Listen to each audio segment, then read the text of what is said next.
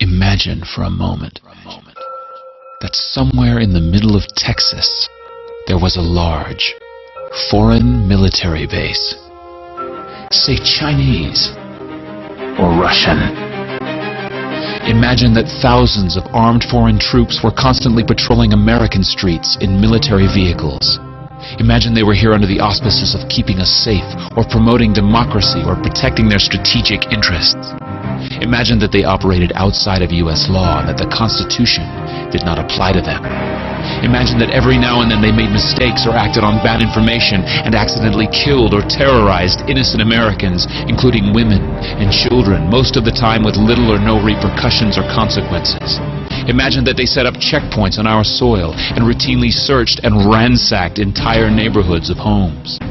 Imagine if Americans were fearful of these foreign troops and overwhelmingly thought America would be better off without their presence.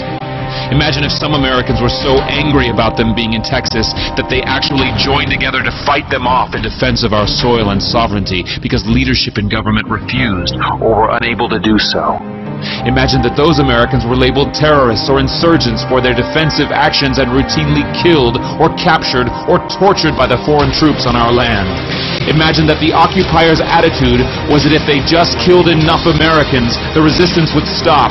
But instead, for every American killed, 10 more would take up arms against them, resulting in perpetual bloodshed. Imagine if most of the citizens of the foreign land also wanted these troops to return home.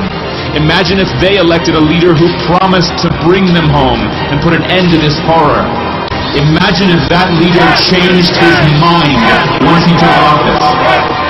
The reality is that our military presence on foreign soil is as offensive to the people that live there as armed Chinese troops would be if they were stationed in Texas.